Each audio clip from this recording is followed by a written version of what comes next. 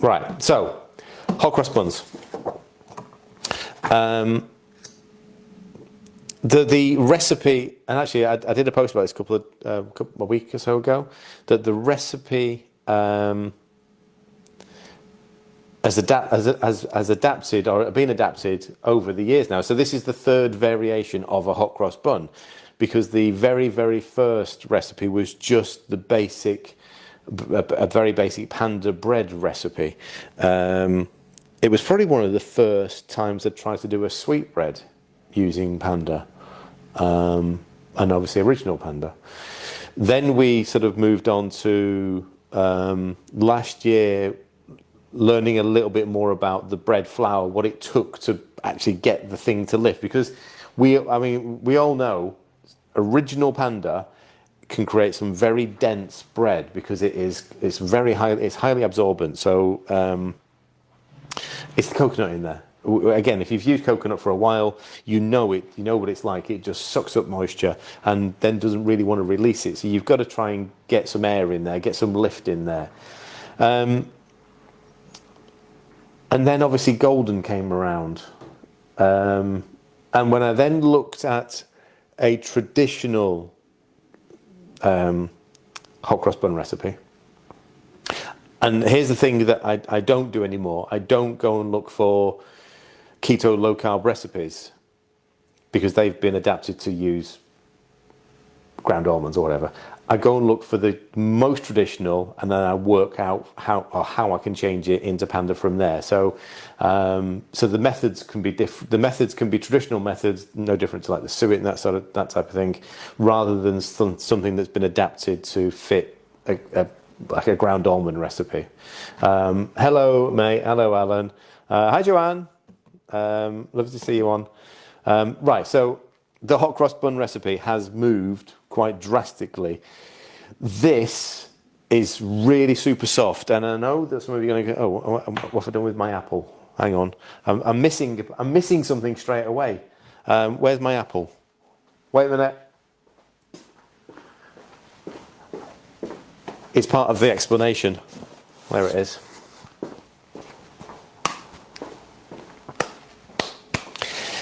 This recipe uses a little bit of apple along with a little bit of orange to not only flavour the hot cross bun, but to make it to retain the moisture that's in the bread. And it's not much, so I get it.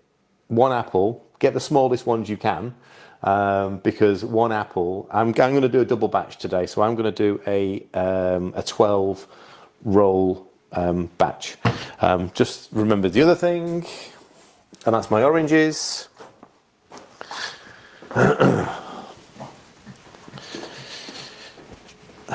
So I've couldn't find any unwaxed oranges when I went out shopping. So I've actually soaked these in bicarbs to remove the wax, because we're going to grate them. Whenever I buy lemons, always buy unwaxed, because we tend to obviously grate the skin. Right, okay, so these are predominantly for flavour, and this is predominantly for moisture, and that's the combination that's going to go into, and this is the starting point for the recipe. I am going to follow, hopefully I'm going to follow, this is from the recipe and it's also the recipe cards for the subscribers this month. I'm going to follow the recipe as I should. We all know I tend to forget to follow a recipe. I've already pre-cut my butter, so per batch, which is 6 rolls, 6 buns, it's 20, so I'm using 40 grams of unsalted butter. Into that is going to be 100 grams of finely grated apple. So you can use the big slots. I have tried on the small. You really just don't get anything. You can include the skin. I always include the skin. Close. I need another that. That'll do. So we're going to gently heat the butter, add the apple, add the orange zest, and just let that sort of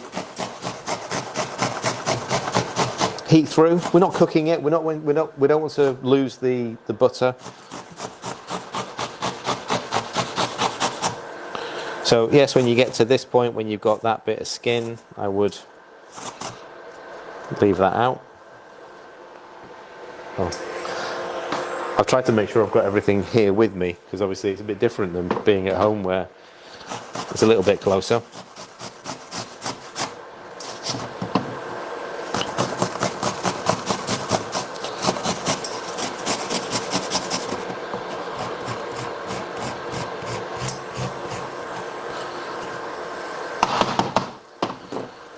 Okay. So, straight in. So just so you know, those that are subscribers, you're getting 1 or 2 packs, depending on which level you're on, of the hot cross bun mix as part of your bundle, as your freebie. I'll explain the difference in a minute. So, I put a measurement on here. It says a zest of 1 medium orange. Yeah? It's probably going to weigh about 5 grams per orange.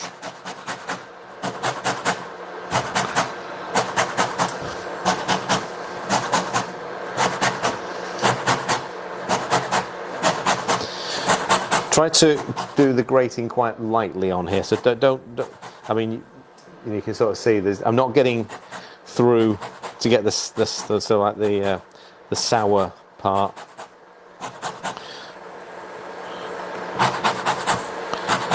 So you want the fragrant part.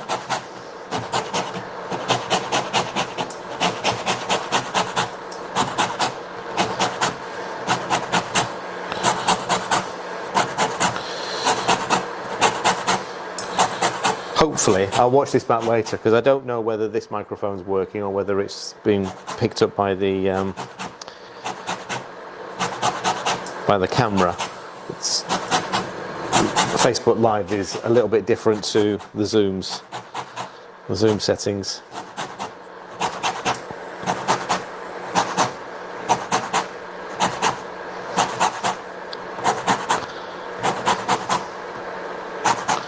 Okay, that'll do.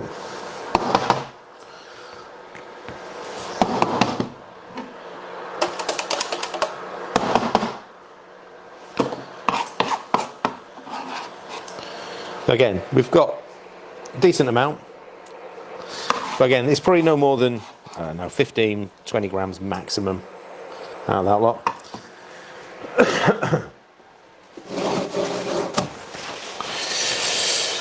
Okay, let's just bring that to a nice heat. Again, we're not trying to brown this, we're just trying to warm it through. It's sort of like infusing the flavours.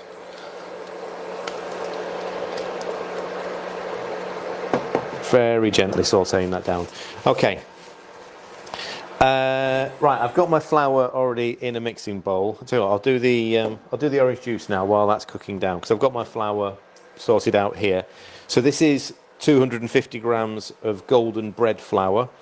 Have I tried this with white? I can't think I have yet, or original. I tend to now call it white and brown, but I need to call it original and golden. I don't think I have. I don't think I've tried this recipe with original yet. Just because the best version is going to be this version. For this type of bread, the best version is this version. No, Sharon, no.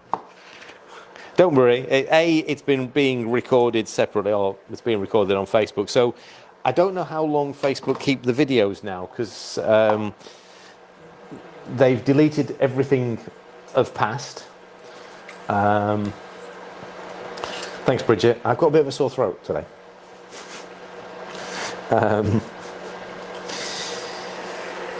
Yeah, they deleted everything from past, so I don't know how long these new videos are kept. I don't know if they sort of if they've got a certain time limit, which is the reason why I'm recording it on a slightly closer up camera. so I can hopefully do a little edited version. Sylvia, what's not working for you?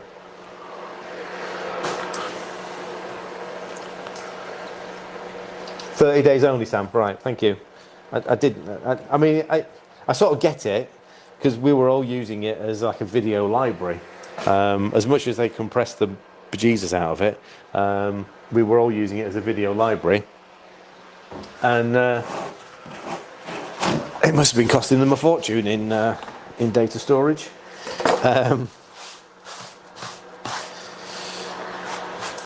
So yeah, I will see what I can do with these videos once they've lapsed out. Right, okay, orange juice is done. So in the bowl, now I'm going to do this separate because we want to do the mixed spice first. So this is just flour in here. Obviously the mixes have the mixed spice and the sweetener in already. So they are, if you look at the dry ingredients on either the card or the recipe, everything that's in that dry ingredients list is in the packet already, including, if you want, the fruit, the dried fruit. So I've dehydrated blueberries for the mixes. And in fact, I'll show you what 1 kilo, I've just done another batch. I'll show you what 1 kilo of dehydrated blueberries looks like once it's been in the oven for about 24 hours. Right, that's off.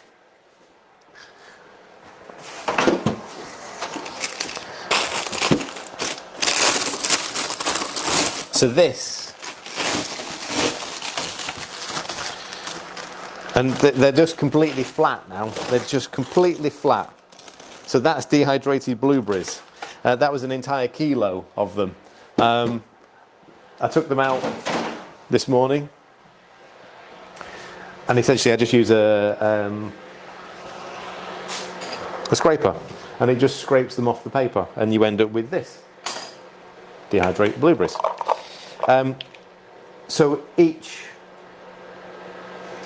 batch of 6, I use about 18 grams of dehydrated blueberries, because that's when you sort of factor that down. There's 85% water loss. I've done the calculations. I can't even remember now where it began on the fresh fruit side.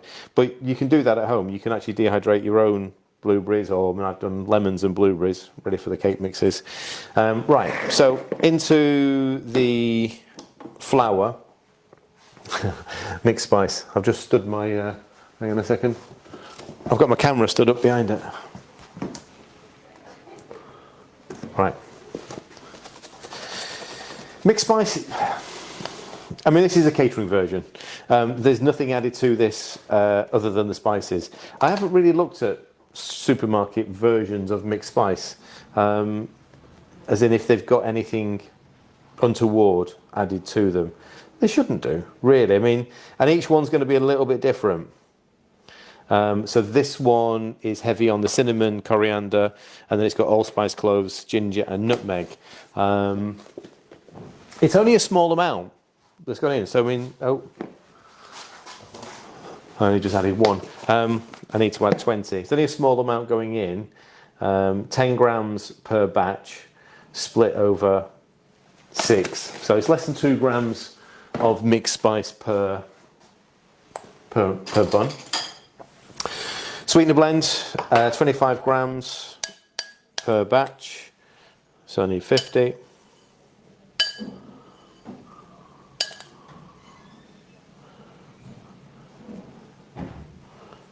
Okay, so that's it for the dry ingredients. Would you consider stocking the dehydrated fruits? No, probably not. There's a to then try and price fruit by itself. It would be horrifically expensive.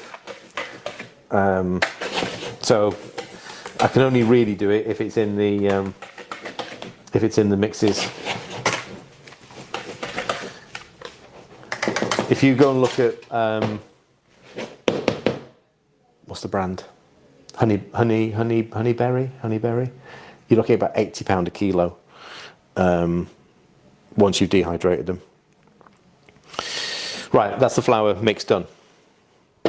Everything in there. Right, so the liquids, recipe says make a well, put it all into there. However, if you're not confident in making sure that you're not going to make a mistake, separate it out. Do your liquids in here first, because you don't want to start something in there and then forget where you got to. It's easier to just replace the liquids, or you can weigh the liquids where you are, and if you work out what maybe you've missed something. So into the liquids, we're going to use 2 eggs. Let's get them first. So I'm going to do this separate, just purely because we don't want to make any mistakes.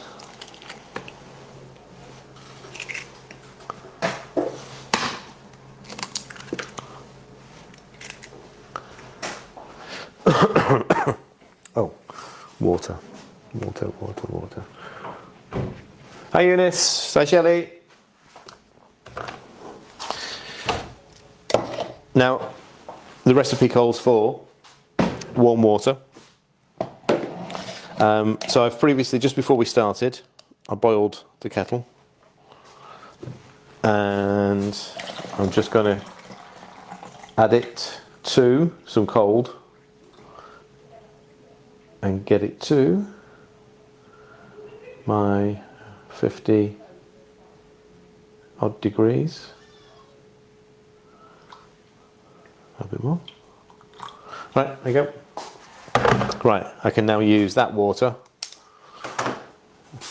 I think I need 300 for my liquids. Right, okay. 24. I'll move the scales into the middle because that's all to the side. 2 eggs. Low-fat natural yogurt. I use this in breads because it creates a better rise.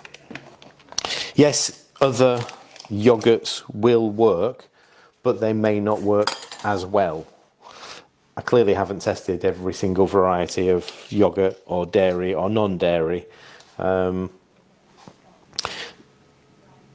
Would this, hang on, where's the dairy? Is there anything else? I mean, I suppose butter, you could change that for olive oil and that. So I think you could probably do this as a dairy-free version as well. I'm just making sure the other ingredients. But yeah, you could probably do this as a dairy-free as well using coconut milk. Haven't tried it, probably a little denser. I mean, coconut milk tends to work fairly well as a substitute.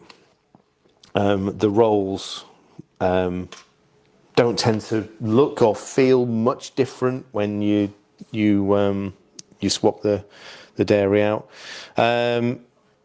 50 grams of, again, I'm doubling up, so 50 grams of fresh orange juice.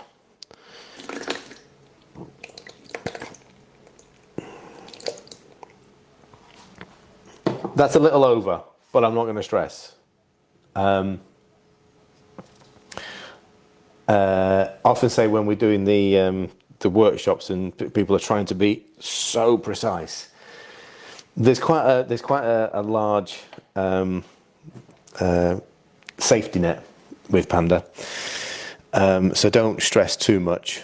And if it was too much, let's say with the orange juice, let's say I'd added 20 grams extra, so I've gone from, rather than being 50, I'd gone to 70. Well, just take it out of the water. Just don't add in all of the water. You can sort of play around with it. So now I need my water in there. I'm trying to make sure I get everything else. Yeah. 300.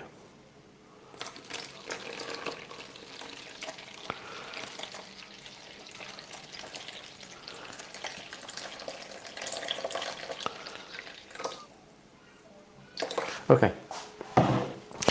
So the idea, obviously, with this recipe is that it is an enriched dough, so it's a warm starter.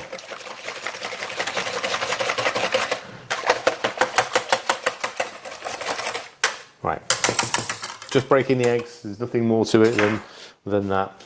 Let me move this out of the way. Yeah, yes, Eunice. I think the one I've got is fat-free. Yeah, I tend to use that one. I mean, it's the cheapest one on the shelf, so I tend to use that for any time I'm doing the breads that require yogurt. Okay. Dried fruit. So again, as I said, I use 3 grams of dried blueberries per bun. So there's 18 grams of dried blueberries in one of those, which means that when you look at the macros, it adds 2 grams of carbs per bun. So there will be some that don't want those extra 2 grams. So it goes from 2 grams without fruit to 4 grams with fruit. So carbs per bun. So the mix will either come as no fruit in a bigger bag, or with fruit, and those are individuals, and there'll be three packs to a set. So each pack will do 6, or that one's an 18 roll pack, but with no fruit. So you can choose when because they'll go on online tomorrow. So 36 grams of dried blueberries. Now these are super sweet, super sweet. Once you dehydrated something, it's like I've got lemons over there, dehydrated lemons. They're amazingly sharp. They're fantastic. Right. So now we've got everything. I'm just going to run through to make sure I've got everything. So in here, I've got my golden bread flour. And obviously the bread flour is made from the golden flour with raising agents. So you've got, there's the recipe online to make your own. So if you've got golden flour, you can make your own bread flour. Sweetener blends. I mean, you know, whatever sweetener that you use. Again, sweetener is going to be down to personal taste, isn't it? So, you know, I tend to go on the slightly under-sweetened level. So it's 25 grams divided by 6. So it's 4 grams per roll or per bun, which is it's a small amount. Cakes normally go between 10 to 15 grams per portion because there's extra sweetness in there from the blueberry. So again, you might sort of play around with that. 10 grams of mixed spice, and then the blueberries, and then in the liquids we've got the butter, we've got the apple, we've got the orange zest. So let's get everything in. You can sort of see this is just it's sort of essentially soaked up the butter a little bit. I mean, it's, you know, there's no colouring in there, as in we've not tried to make this golden. This is just sat in warm butter and just infused that butter. Again, I haven't tried this as a dairy-free version yet, but if I get a chance to, I will. Need that. And then the rest of the liquids are in here. So in here we've got our orange juice, our egg, our natural yogurt, and our warm water. So this is going to be about 30-ish, maybe 40 degrees in total. No warmer than that. Everything in. Now, I know this isn't, well, actually, this is a bread, clearly. I was questioned as to why this wasn't in the sweet treats, and it's because it's an enriched dough, it's a bread. But this is exactly how you make any of the Panda breads. It's a bowl. It'll be quite sticky and it'll be quite soft to start with, but that's why we let it rest for a minute. There's no kneading required. Now, I am going to get my hands in there just to sort of make sure. There's a few dry patches there. Just want to sort of make sure that all of the flour has been, and this is what I mean by quite sticky. You can sort of see it sort of sticking to my hands. But we'll give it a minute and it will change.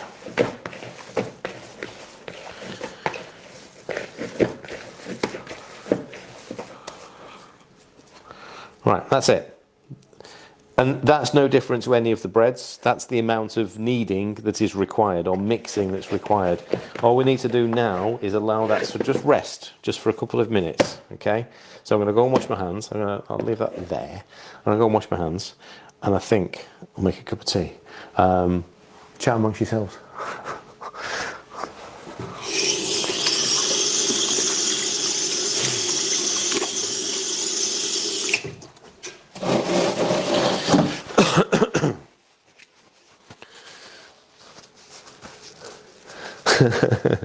Squeaky trout trying to pull me out the laptop screen.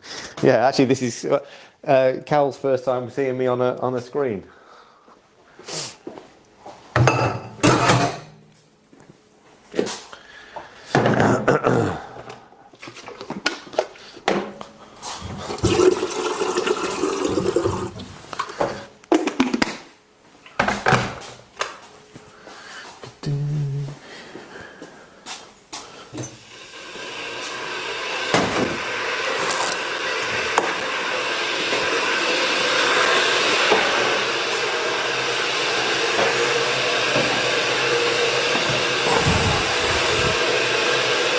No.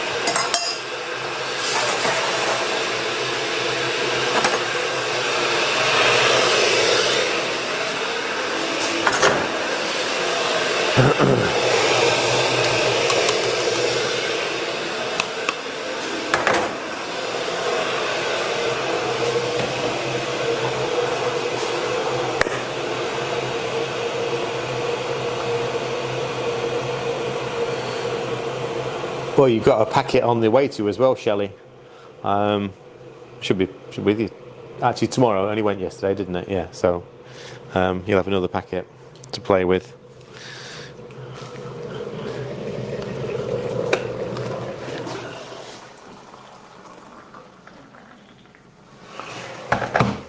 Okay.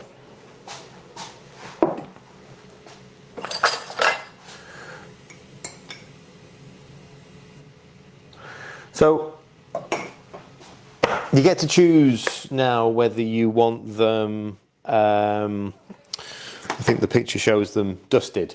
So the picture that's used on the card and on the recipe, it shows the hot cross buns dusted with flour.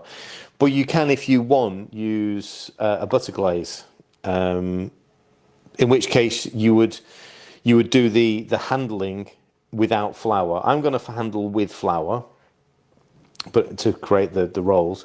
But if you want to do them without the dusting, then either wet your hands or just put a little bit of oil on your hands, and then the dough won't stick as much. I mean, it's going to be less sticky even now, and it literally only has been, what, 2 or 3 minutes? Even now, the dough has changed. You can actually see it changed. I mean, you can see that the moisture changes from the outside. So now it's more stable. I mean, that's less than, I mean, when you watch the video back, that's probably less than 5 minutes. It started to prove, you can feel the air in it. And I think this is where sometimes we get some issues with rolls, because this is very similar to the brioche, the brioche buns. And there's something else, isn't there? I'm forgetting now. Where we're using an enriched dough to make a roll. And it's just, this is a part of the learning process. I wasn't aware of this until recently. We need to squeeze out as much of the air, because there's air in this. If I could, can't hear it. There's air in this as it's starting to prove. We need to squeeze that out to then, and really compact the dough balls to then allow it to grow in a more natural way. So, you know when you end up with those sort of weird, like almost like jacket potato shaped rolls, that's the air that's not been squeezed out. So if you want a nice neat roll, then here's what we're going to do. So let me get some flour. Where's my bowl gone? I did have another bowl. Just to have a little bit of, and obviously you can use whichever flour you've got, whether it's golden or original, to roll it in.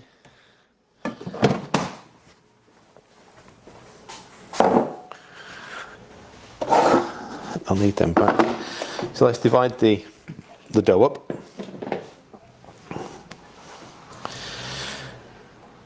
So we've got just over 1 kilo of dough.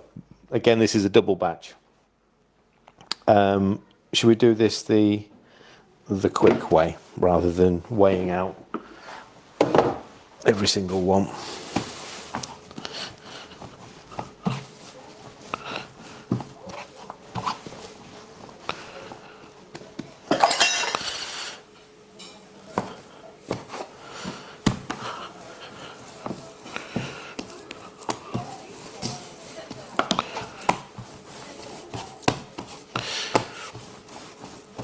See, after just a couple of minutes, it's not trying to stick to the board, it's not trying to stick to my hands. And all I'm doing here is dividing it up into portions. So we get 3. Be about right.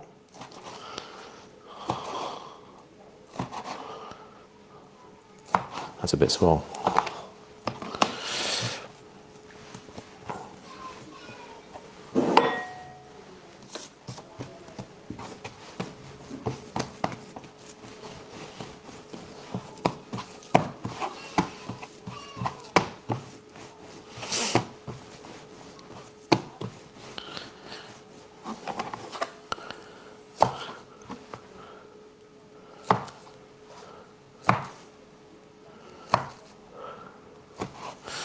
Okay, so we've got fairly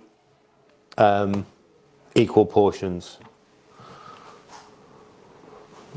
My phone just said something, but I couldn't see what it was. I think it was telling me I've maxed out. Do you know what? I'm going to restart that. I'm going to pause that. And we're going to restart it.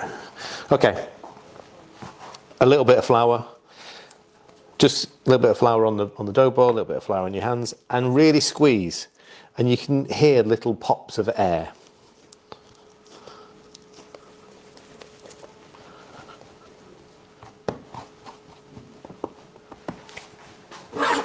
Shape it, cross it. Only just scoring through the top. We're not going deep into the dough. Again, if you can. I wish the microphone would pick that noise up, because you can hear, it's like bubble wrap. Imagine you're squeezing bubble wrap, yeah? Well, that's what you're trying to do. You're trying to pop the little air bubbles that are in there, because they are going to cause the roll to grow irregularly.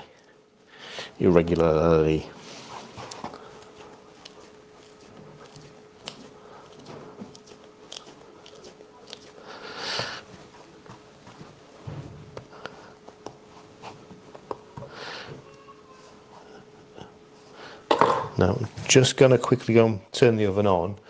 This one takes a few more minutes to warm up.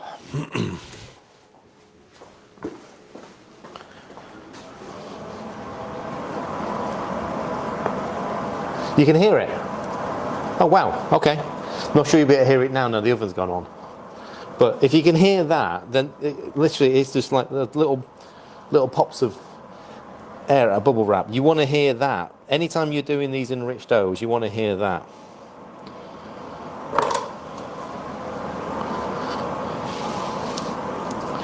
Yeah, slightly bigger one.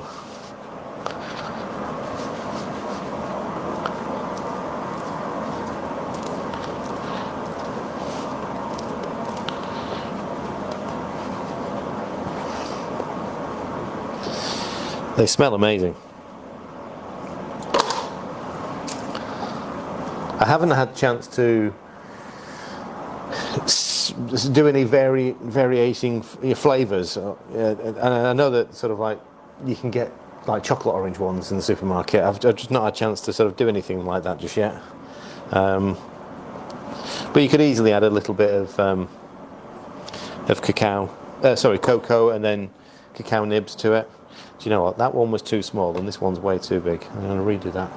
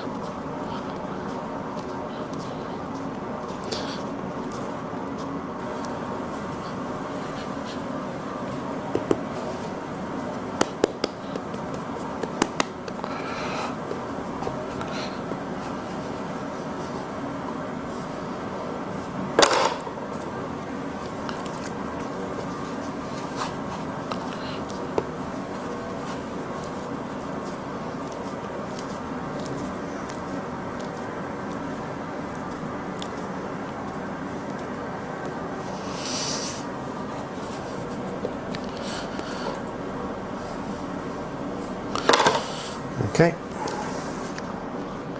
Yeah, I suppose we did we. What did we do on the last? No, it was Panda when you were last here. I can't remember what you made last time, Alan.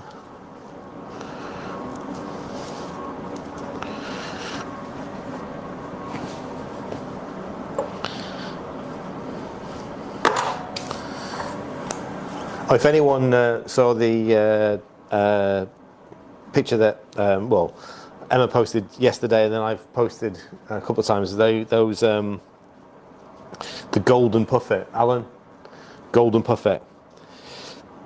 You need a little more flour fraction. There's like 10 grams for the when using the golden. So obviously it's a little less absorbent. It's still highly absorbent, but in comparison to original, you may need like an extra 5 or 10 grams of flour compared to the original. The puffets.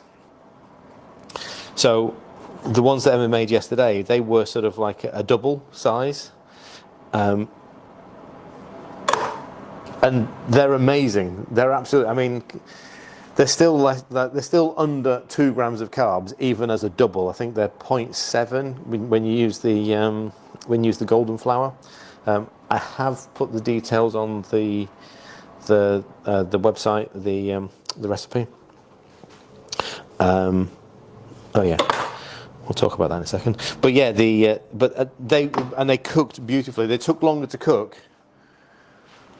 They took about 15-20 minutes in total, so a good 8 to 10 minutes on each side. Right, there we go. Yeah. So if you're going to do these without flour, then now brush them with some butter. No point doing it now because the butter's just going to clog up on the flour. Just won't work. Right, so they're going to go in this oven no more than 30 minutes. And I have knocked the temperature down to 170. The card says 180 because this one runs a little bit quicker. So let's get them in. Whoa. All right. I'm just going to wash my hands. I'll get rid of this. And then we've got half an hour.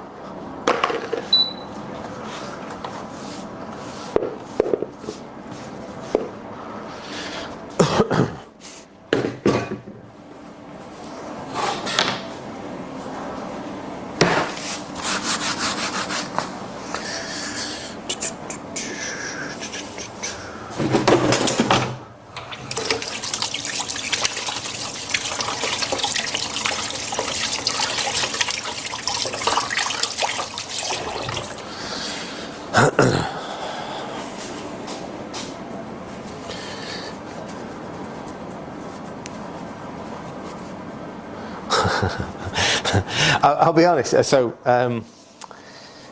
Alan's been here about as many times as I have for workshops. Day ones, and I've got one this Sunday. Day ones change every single time because there's always something new to try, and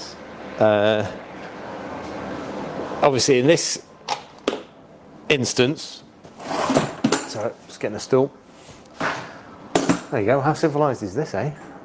I can actually sit down. God blimey, I never sit down in here.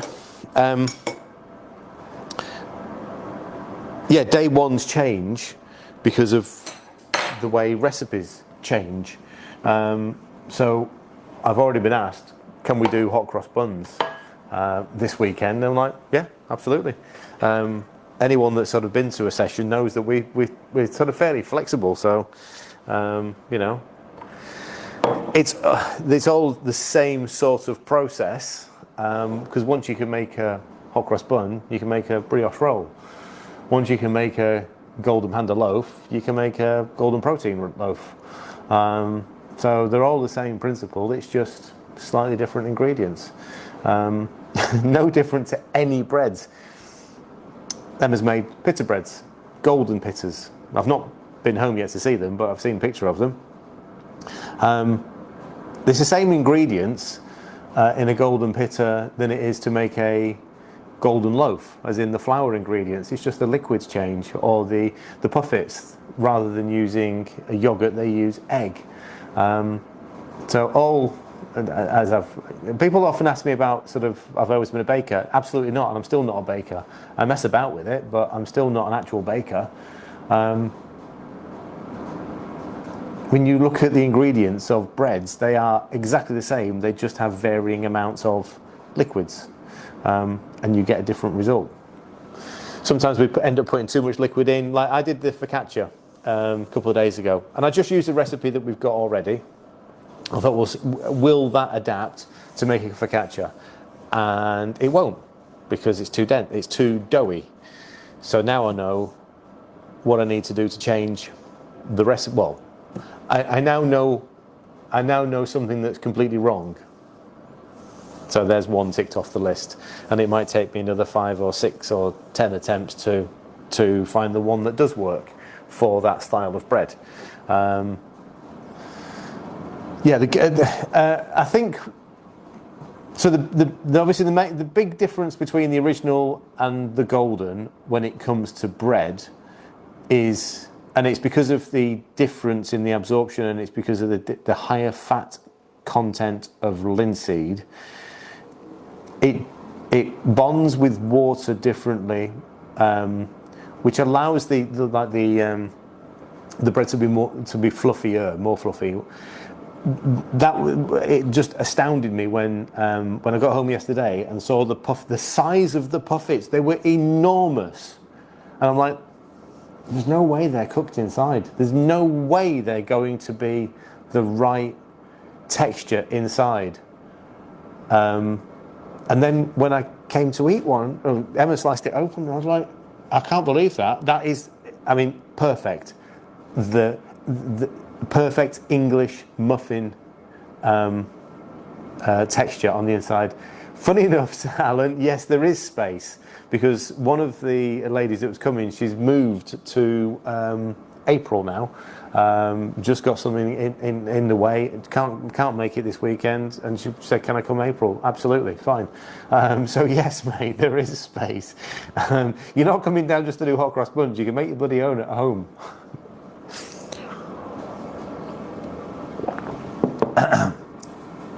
Experimental Panda Wizard. Yeah, I think that's probably more like it, Jan, isn't it? That it is daily experimentation. Not had chance to do a huge amount in the last couple of weeks. Has been very busy, but I think we've got on top of it, thankfully now. So yeah, I can do a little bit more experimenting. There's recipes that I want to. So going back to what happened yesterday with the website, as in the one that we've been using for the last couple of years. Essentially, we got sort of locked out of our data until we signed up to their new subscription plan, which was 95% increase. And I'm like, hang on a minute, what? But I already made the decision to move that website anyway. I'd already made the decision to move those recipes, and I was in the process of doing it. That's why we had 2 Panda websites. Well, it was like, that's just changed. That's just made my mind up for me straight away. I'm going to have to take all the data, and I had to go in as you would go to the website and look at the recipes, and I had to screen grab everything because I couldn't get access to my files. Screen grab everything, pop them into those into that Google Docs, because I don't have them elsewhere. That's where we stored them. I've got some of the data for it, as in I've got the nutritionals, but I don't have the methods. When I write them up, I suppose I do them differently now, they are backed up now. I create a different document, but initially they were just put straight into the website. So anyway, it will just make the transition. It makes me do it quicker now. If I can do, I'm not going to say one a day because it's just impossible. I don't get to sit and do a recipe a day. Although in this instance, it will be quicker because I've got all the information. I'm just inputting it slightly different into a different site. So I don't know. I'll get on with it as quick as possible. There were some recipes in there that you go, okay, well that needs changing drastically. It enables me to do that. Yes, Jan. Here's how you will be able to get hold of the hot cross bun mixes.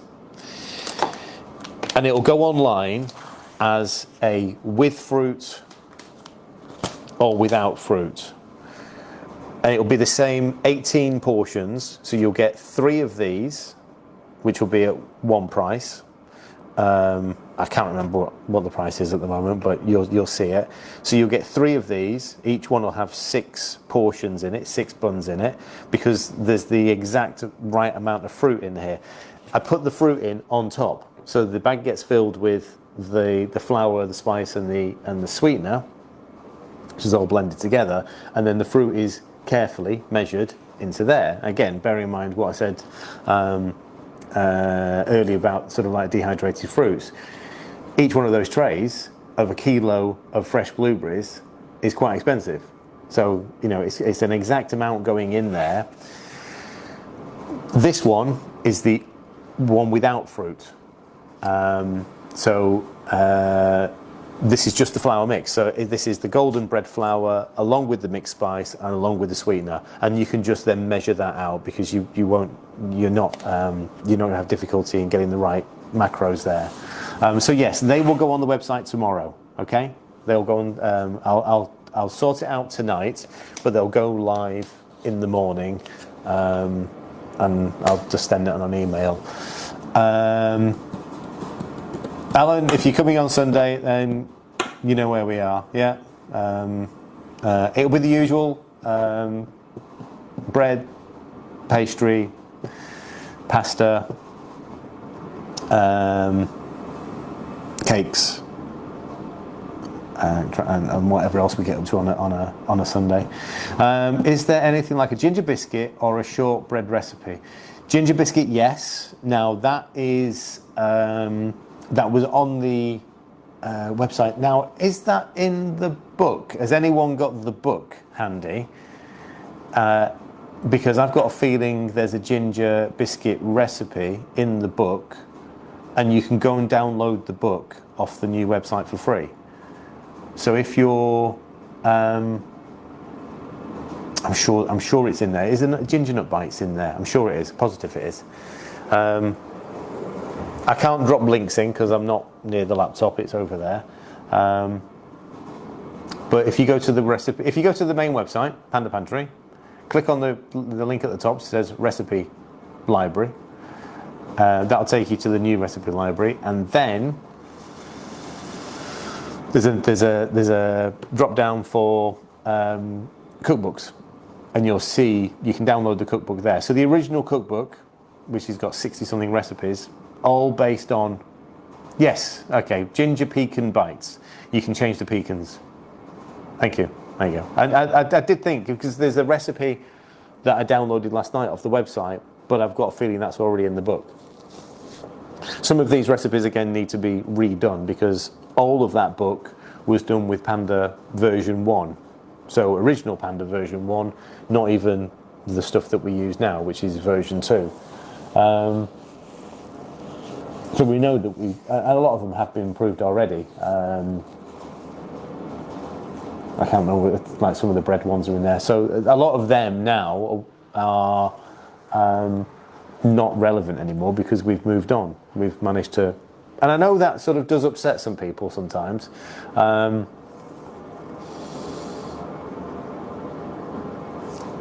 As Jan said, Panda Wizard, This is the beginnings of something. We are right. I mean, as much as we might have been playing with it for 5 years, my God, we are still at the beginning of what we can do with Panda. And I apologise, but recipes will change on a regular basis, because if I find a version that works better, that's what I'll put up available. Yeah, thank you, Emma.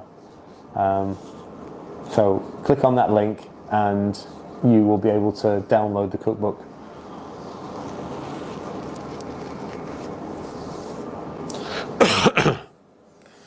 I can see the rolls are rising beautifully. I should have put them a little bit lower so I can see them properly. But they've risen quite nicely.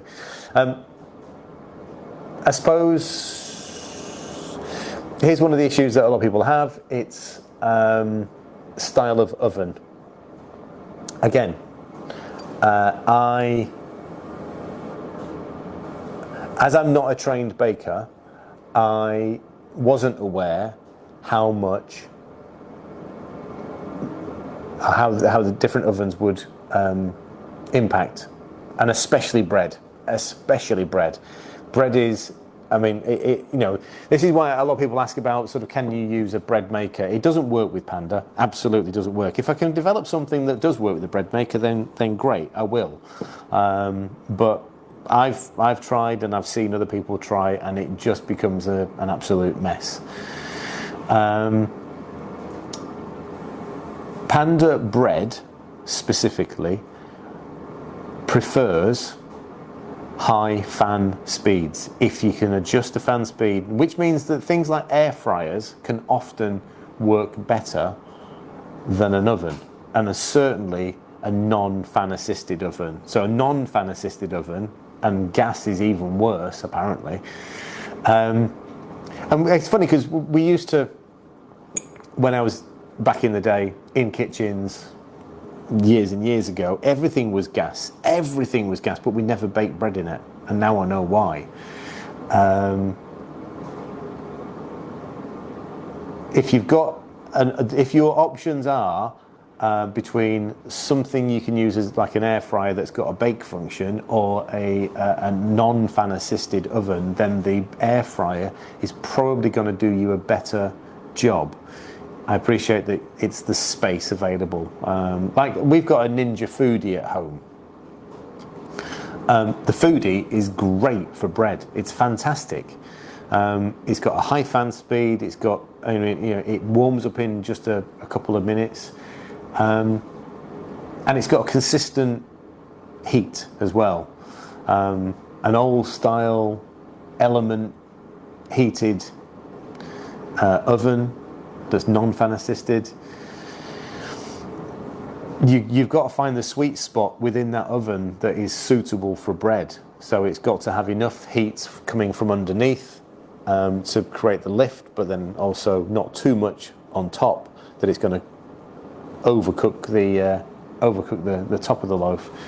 So yeah, it's difficult to. We often see people go, "What have I done wrong?" I don't know, because I don't know what oven you've used. I don't know what ingredients you've used. It's almost like we need a little snagging list on the website.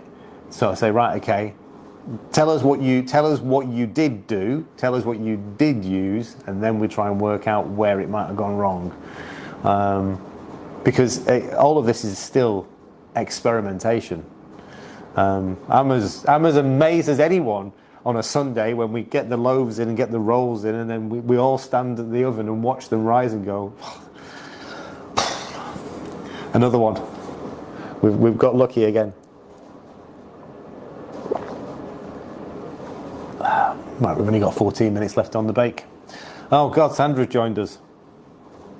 Quick, let's go.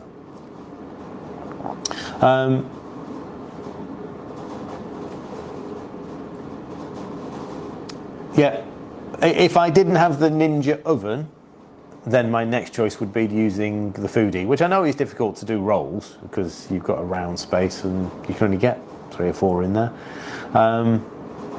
But for loaves, Definitely. Foodie is great, and you can get the specific loaf tin, which is great, that fits into the Foodie, or use a round, you could use up to a 7-inch round cake tin to do I mean, the loaves that Sandra produces, they're like massive panettones when the time she gets them out of the oven. But you know, Foodie is perfect for something like that.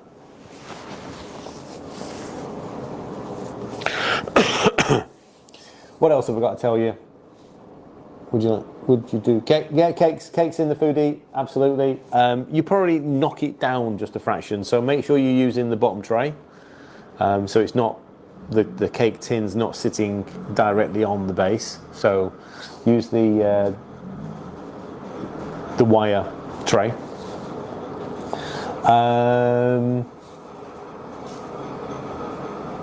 Yeah, and you may knock it down by sort of like 10 degrees. Keep the time, but just turn the temperature down just a fraction. Just because it is, obviously it's a very small, small oven space. The Pullman, interesting, yeah, I saw John's post, and I'm sure he's got the 4-pound tins. I haven't had a chance to look at it. I have got one. I don't think it's here. I think it's at home. If I remember, Alan, if you are coming Sunday, I'll bring it with me on Sunday, because I wouldn't mind trying that loaf. I don't think I've shared. I haven't shared the pictures yet. So I got sent some pictures of loaves a couple of weeks ago. One of the subscribers, and I actually thought she sent them to me by mistake. I was like, I don't get what you're sending, because they actually looked, I mean, they're perfectly square, and they looked like they'd been bought. They were absolutely amazing. And she went, no, I've used Pullman tins. And if you don't know Pullman, it is a square sandwich tin with a sliding lid. And they have a couple of air vents in the base. So it's how you get the perfect square sandwich loaf.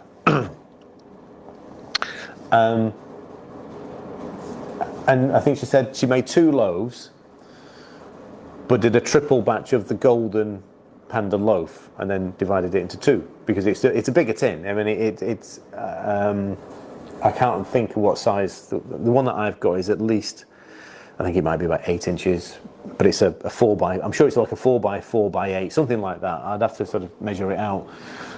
So it's bigger than the tins that I've got here. I haven't got one close to me, which I know is, I think they're only about 3 wide, something like 3 inches wide. But anyway, these loaves just looked amazing, and I'm like, oh wow, I didn't realise we could do that. This is the thing, I haven't had a chance to test everything yet.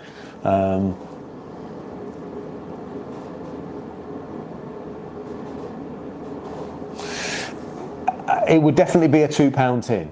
It would definitely be, you don't want the £1 tin, you definitely want the £2 tin. I think the ones that I saw, because I'm pretty sure I've got one as well, somewhere. We tried to do the gluten loaf many moons ago in the bigger sandwich tin. It just didn't work, just wouldn't hold.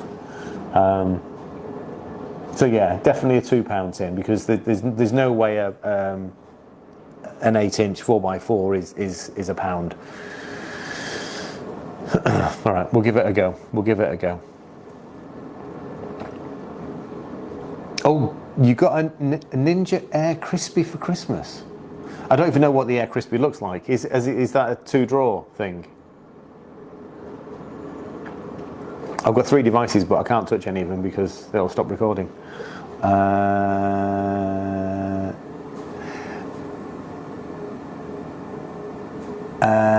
Can you do it as a loaf? I don't know. I honestly don't know, Eunice. I would say yes, as the 6 portion. So let's think about measurements. So what we're putting in there: 180, about 180 grams of mix, and then we got 150, 220, 270, 280, 290, 3, about 350. So 450. Yeah, it would, because it's only going to weigh a single pack or a single recipe is going to weigh about 420 grams. So that will go into a standard loaf tin. So the sort of like the 7-inch loaf tin, or cake tin, 6-7-inch cake tin, and yeah, it'd probably take, obviously it'll take longer than this. So these taking 30 minutes, we've got 8 minutes left. It will probably take, I'd say, about an hour. So I would do the 45, take it out of the tin, 15. It probably wouldn't need much more than that, but anyway, to sort of like tap the base. Do 45, which means that the dough is, so the reason why we do that is to retain structure. So 45 minutes, if you're doing a loaf, 45 minutes in the tin, and after 45 minutes, the structure of the loaf is pretty much solid. And then generally half an hour out of the tin, and that enables you to get rid of the moisture that would be sitting at the base of the loaf. So you'll often find that it has a soggy bottom. If you leave it in the tin for the full 1 hour 15 minutes, you possibly will have a layer that's slightly doughy, ever so slightly doughy. Whereas if at 45 minutes, if you can tip it out, you can tip it on its side, you can tip it on its head, you can do whatever you want, but as long as you sort of get it out of the tin, I tend to, and certainly with the round loaves, if I'm doing one of them, is I'll turn them upside down. So 45 minutes in the tin, turn them upside down, back in the oven without the tin, because the bottom of the loaf is the softest part. So if you take it out of the tin and then put it back on the tray on its softest part, it will start to compress. But if you turn it over, or even turn it on its side with a standard sandwich loaf, you're not putting that pressure on the base, so therefore it won't shrink. Again, not something that I was aware of until I did it one day. I was like, oh wow, that's really good. And then I realised it's the base is soft still, so there's a lot of weight still there in the loaf, still sitting on top of a soft base. We might give it a go on Sunday then. Make a hot cross loaf. We'll see. We've only got a couple of minutes left now. 5 minutes left on the bake. Hi, Lulu. I don't know what else to tell you now.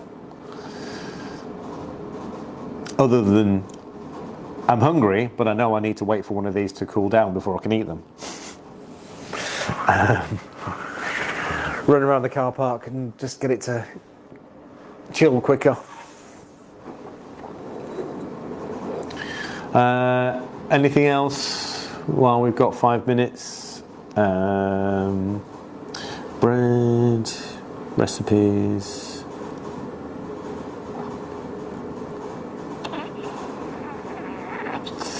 Can't think. If you've got any more questions, then fire away. You've got a couple of minutes.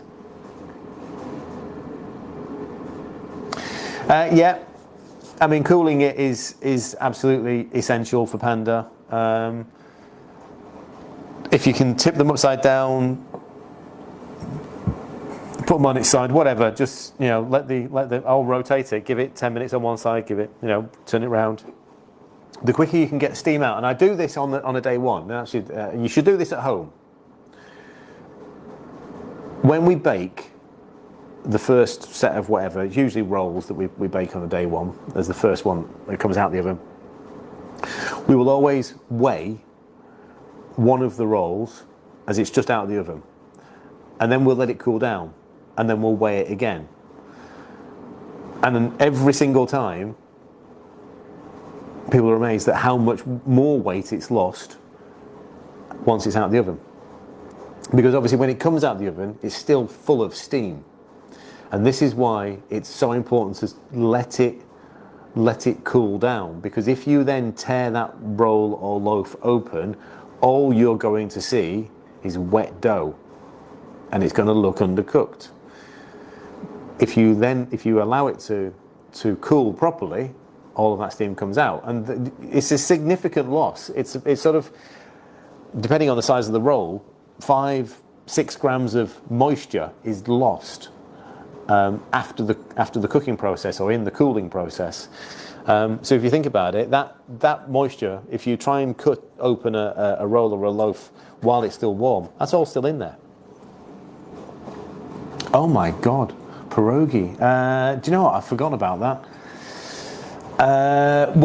Now we need to test. I suppose it's the same. It's the same dough recipe as the pasta. It's the exact same recipe. But the last time we made pierogi was with original Panda, not Golden. I would always brush the sausage rolls with egg. Panda doesn't tend to go golden, especially if you're using original flour. Gold flour definitely has a more natural pastry look once it's baked.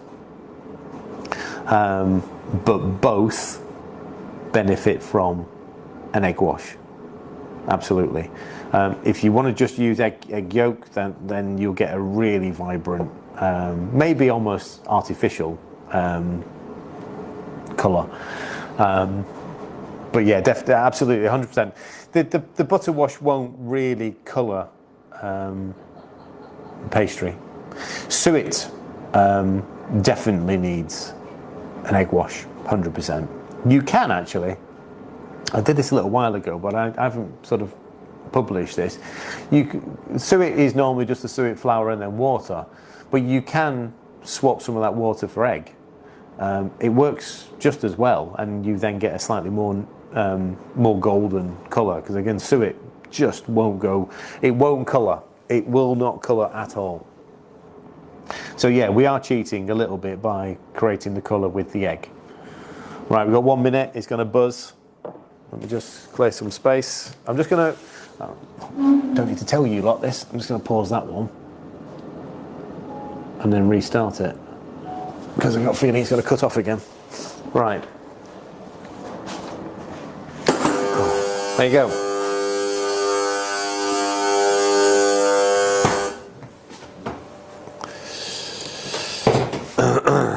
Hang on. I've got the wrong cloth. I'll burn my hands up with that one. I'm pleased to announce they've worked.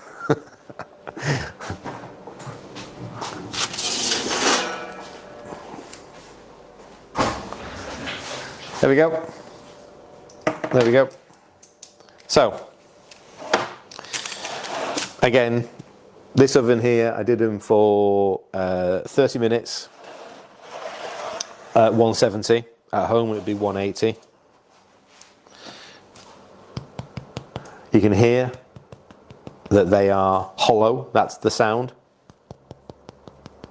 that you're aiming at. These are no different to the brioche, as in they're soft. They're very soft. So you can see, yeah, really soft bread. They're firm. I mean, you know, they're not trying to sort of fall apart in my hand. They're firm, but look, the actual there's no. It's not a crunchy crust. But then hot cross buns are not, are they? Hot cross buns are soft. Let them cool down, but they're beautiful. It smells amazing. It smells amazing. I mean, this is what I mean by sort of like the. I'm never going to be afraid of going, oh, I've updated a recipe and here's the best version, because the best version 2 years ago was what I put out. The best version now is this.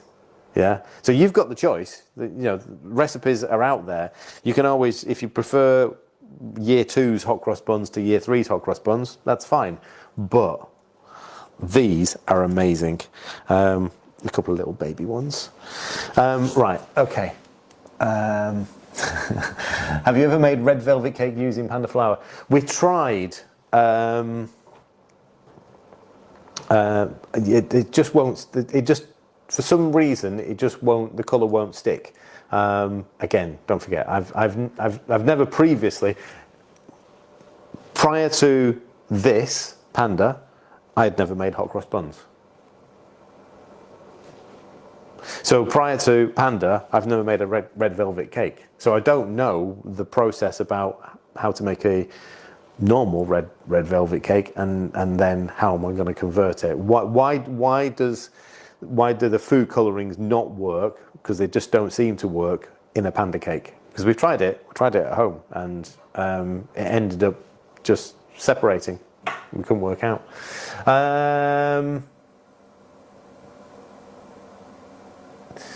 So yes, it is a foghorn. I mean, that's a commercial oven. It's there to annoy the crap out of you. What's happened to the sound? I don't know. What's happened to the sound? Is that just you, Sarah, or is that everybody? Right, done. Sue, you asked if I'd send you some. Not happening. These are for home. Mixes available as of tomorrow. Subscribers, essentials, you're getting one of those. Bakers and others, you're getting 2 of those. So you'll be able to make your own, and some of them are on their way. I sent out yesterday. Yeah, I think it's just you then, Sarah. Right, okay, done. I will see you next Thursday for lots of pasta rolling. So it's golden pasta, and golden pasta works completely differently to original pasta because you can stick it straight into water and it doesn't break up. So thank you very much. Lovely to see so many of you in the chat. I will try and sort of like work out if I can see on comments on the laptop, but I think for the return, we've successfully managed to sort of like have a good afternoon. Alan, if you are coming down Sunday, mate, then look forward to it. And some more of you need to come along. I didn't have to. Well, they're gonna come off here now, Linda. These are gonna cool down a lot quicker. So the roll's gonna cool down an awful lot quicker than a loaf does. Yeah. So yes, I mean, if I'm at home, I'm turning them upside down, putting them on a cooling tray. But I'm going to take these home now. Right. See you next week. Thank you very much. I've got to turn everything off. Bye. Bye.